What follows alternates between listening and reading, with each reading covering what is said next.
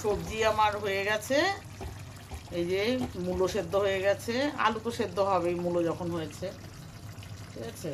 এবার আমি এক এক করে মাছগুলো দিয়ে দেবো, গ্যাসটা সিম করে মাছগুলো সুন্দর করে দিয়ে দেবো। মাছগুলোটা পেঁয়াজাগুলো কাটা নিই বাবাই, খাওয়ার সময় যাকে পেঁয়াজাগুলো কাঁচা মাছ। এই মাছটা কাঁচাই রান্না করলে ভালো লাগে।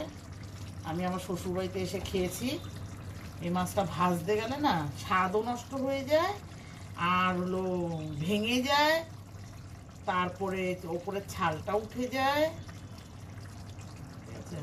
এই মাছটা কাঁচা রান্না করলে সুন্দর লাগে।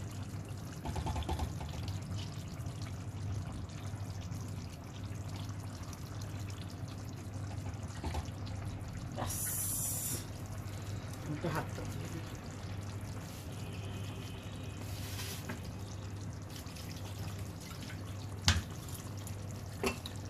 এরকম করেই বসানো থাকবে।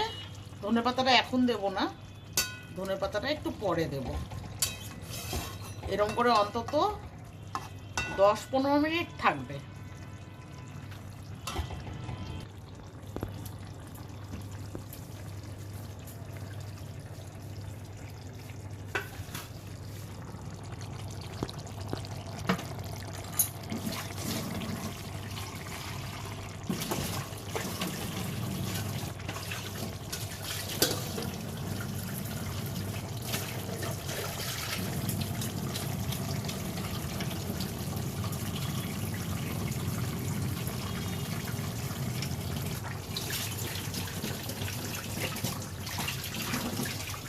আমার তরকারি দেখো, পুরো যেটুকু জল দিয়েছিলাম জলটা পুরো শুকিয়ে গেছে, মাছগুলো পুরো সেদ্ধ হয়ে গেছে। এইসব মাছ তো সেদ্ধ এমনিই হয়ে যায়।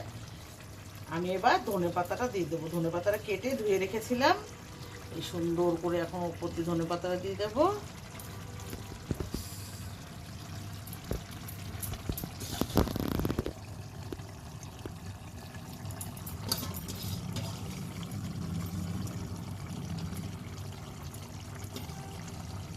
তোমরা একদিন সবাইকে বলছি, এখানে আমার ভাই বোন দিদি জেঠি কাকি যারা আছো সবাইকে বলছি, এটা আমার শ্বশুরবাড়ির রেসিপি।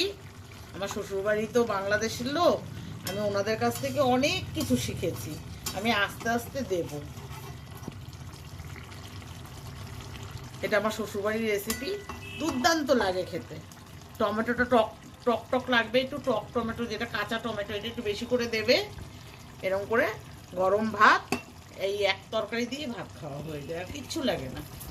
কালকে শিং মাছের ঝোল করেছিলাম, সেটা মাইক্রোওভেনে গরম বসিয়েছি, মেয়ে যদি মাইক্রোওভেন থেকে বের করে নিয়ে খাই দিতে খাবে। আর এই যে মাছটা ভেজেছিলাম আমি তরকারিতে দেবো বলে, এই মাছটা তরকারিতে দেইনি। মেয়ে বললো মা এই মাছটা ভাজা খেয়ে নেব, ঠিক আছে।